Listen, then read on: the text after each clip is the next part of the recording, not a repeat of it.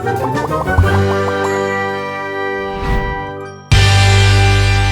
Stories की दुनिया।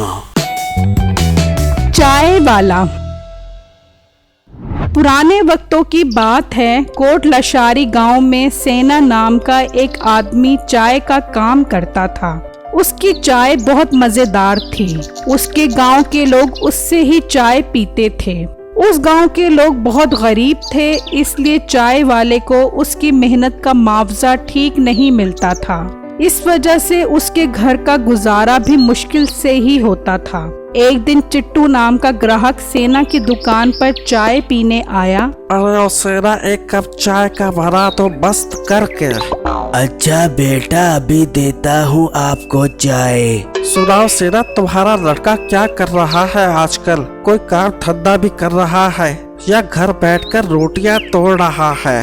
अरे नहीं, उसने बहुत अच्छी डिग्री ली है। अभी सोच रहा हूँ उसे शहर कमाने के लिए भेज दूँ। अरे सेना, शहर जाकर तो सब खराब हो जाते हैं। उसे अपने साथ चाय के काम पर लगाओ। नहीं भाई, चाय के काम में प्रॉफिट नहीं है, इसमें मुझे उल्टा नुकसान हो रहा है। ये तो आप सबकी मोहब्बत है जो चाय लगा रहा हूँ, वरना कब का ये काम छोड़ देता। अरे सेना, तुम तो काफी नाशुक्र हो। शुक्र अदा किया करो, इतने ग्राहक होते हैं तुम्हारे पास। हाँ भाई, शुक्र बहुत अदा करता हूँ। खैर, आप चाय पिए। इस तरह उसे काम में काफी नुकसान हो रहा था। उसके बेटे का नाम बिट्टू था। उसने अच्छी तालीम हासिल की थी, लेकिन गांव में उसके मुताबिक कोई नौकरी नहीं थी। हाँ बिट्टू बेटा, अब आगे क्या करने का इरादा है? तुम्हें काम में मेरा हाथ बटाना चाहिए या फिर कोई नौकरी करनी चाहिए? अब मुझ में काम करने की हिम्मत नहीं है। पर अब्बू, मैं क्या काम करूँ? गाँव में कोई भी काम नहीं है। मैंने इतनी अच्छी तालीम हासिल की है, लेकिन कोई भी नौकरी नहीं मिल रही। तो बेटा, कल से तुम ही चाय का ढाबा संभालो। अब मुझ में हिम्मत नहीं है। अब नौकरी के चक्कर छोड़ दो और अपने चाय के कारोबार को तरक्की की राह पर गामजन करो।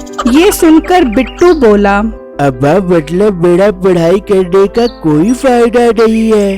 बेटा, अब कोई और हल भी नहीं है इसके अलावा। इस तरह बिट्टू मजबूरन चाय का काम करने के लिए तैयार हो जाता है और अगले दिन से वो अपने चाय के ढाबे में चाय बनाना शुरू कर देता है। तो मीठा नाम का ग्राहक उसकी दुकान पर आता है। आप कौन हो भाई? और यहाँ एक मोटे अंकल होते थे चाय वाले, कहीं तुमने उससे ये दुकान तो नहीं खरीद ली?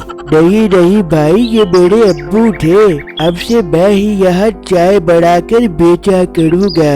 अरे हमें तो सेना अंकल के हाथ की चाय का स्वाद अच्छा लगता है। खैर, तुम्हारे हाथ का स्वाद भी देखते हैं कैसा होता है। फिर बिट्टू ने उसे चाय बना कर दी। मीठा वो पूरी चाय पी गया और बोला, आय हाय, इतनी गंदी चाय, मेरे मुंह का सारा जायका खराब कर दिया तुमने। इसमें कौन सी पत्ती डालते हो? सारा मजा किरकिरा कर दिया। अच्छा भला आज एक लड़की को प्रपोज करने जा रहा था, तुम्हारी चाय ने दिमाग सुन कर दिया है मेरा। ये कहकर मीठा वहाँ से जाने लगा तो बिट्टू बोला, भाई पैसे तो दे दो। कौन से पैसे? इस गंदी चाय के जिसने मेरी तबीयत खराब कर दी, उल्टा मुझे पैसे देने की बजाय मुझसे पैसे मांग रहे हो। भाई, ये जुल्म मत करो हमारे साथ। हम बहुत गरीब लोग हैं। इस चाय से ही तो हमारे घर का गुजारा होता है। चुप गुब्बारे के बच्चे, अब मुझे पीछे से आवाज मत देना। ये कहकर मीठा बगैर पैसे दिए वहाँ से चला गया। बिट्टू बहुत उदास हुआ और अपने घर आया और अपने बाप को ये बात बताई। अब्बू, इस तरह वो लड़का बगैर पैसे दिए चला गया। कोई बात नहीं बेटा, एक चाय से कुछ नहीं होता। पर अब्बू, चाय की बात नहीं है, वो आगे से बहुत बदतमीजी करता है। बेटा, तुम इसे नजरअंदाज करो। वो कौन सा रोज रोज आएगा हमारी दुकान पर? बिट्टू उस मीठे की वजह से बहुत उदास था और ऊपर से पढ़ाई करने के बावजूद चाय बेच रहा था। उसे इस बात का भी दुख था। अगले दिन बिट्टू अपने चाय के ढाबे पे खड़ा था कि फिर मीठा उसके ढाबे पर आया।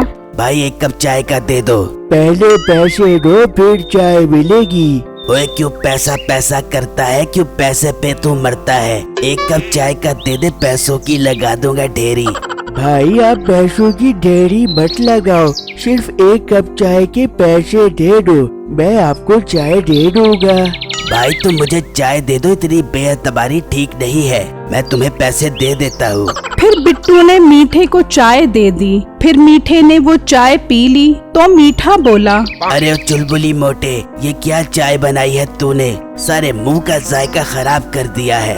तो इस तरह ठीक नहीं होगा, सारे गांव को बताना पड़ेगा कि ये गंदे दूध की चाय बनाता है। नहीं भाई आप हमें इस तरह बदनाम तो मत करो, हम बहुत गरीब लोग हैं। ठीक है फिर तुम मुझे रोज एक कप चाय का पिलाओ, फिर मैं तुम्हें बदनाम नहीं करूँगा। ठीक है भाई, मैं आपको रोज चाय पिलाया करूँगा। फिर मीठा वहाँ से जाने लगा तो कहने लगा, अब आया गेड़ा पहाड़ के नीचे, अब मजा आएगा, रोज एक कप चाय का पिया करूँगा। वहाँ बिट्टू ने अपने बाप को सारा माजरा बताया कि मीठा इस तरह ब्लैकमेल कर रहा है। ठीक है बेटा, तुम कल से ढाबे पर मत जाना, कल से मैं ही जाऊंगा ढाबे पर, फिर देखता हूँ इसे। फिर अगले दिन सेना अपने चाय के ढाबे पर चाय बना रहा था तो मीठा आया। अंकल आज आपका बेटा नजर नहीं आ रहा। नहीं बेटा, असल में उसे गांव के पुराने मंदिर से काफी सारी सोने की अशर्फियाँ मिली हैं, वो लोगों में तकसीम कर रहा है। अंकल वो कौन लोग हैं जिनको तकसीम कर रहा है? बेटा जो हमारे ढाबे से चाय पीते हैं वो उन्हें तकसीम कर रहा है। ये सुनकर मीठा सोचने लगा, अगर मैं उससे अशर्फियाँ लेने जाऊं तो वो मुझे गुस्से में अशर्फियाँ नहीं देगा, क्योंकि मैं चाय के पैसे नहीं देता था।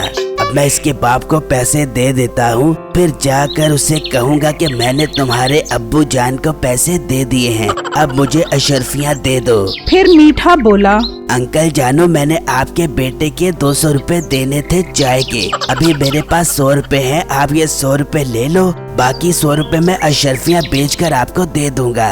बेटा आप 100 रुपए के बर्तन धो दो, पैसे बराबर हो जाएंगे। वाह अंकल, आपने तो मेरे सारे कर्जे का बोझ ही उतार दिया है। फिर मीठा वहाँ बर्तन धोने लगा। इतने में बिट्टू भी वहाँ पर आ गया। बिट्टू भाई, मैंने आपके चाय के पैसे दे दिए हैं, मुझे सोने की अशर्फियाँ दे दो। कौन सी अशर्फियाँ? ये तो मैंने तुझसे पैसे वापस लेने के लिए नाटक किया था। तुम्हारी हिम्मत कैसे हुई मुझे धोखा देने की? चुप करके बर्तन धो, वरना लगाऊंगा तेरे कान के नीचे एक डंडा। अच्छा अंकल, धो रहा हूँ बर्तन, मुझे डंडा मत मारे, मुझे डॉक्टर ने डंडा खाने से मना किया है। अब मीठे को उसके किए की सजा मिल गई। मेरी इस वीडियो को लाइक और मेरे चैनल को सब्सक्राइब जरूर कीजिएगा और मुझे कमेंट बॉक्स में जरूर बताइएगा कि आपको मेरी स्टोरी कैसी लगी। शुक्रिया।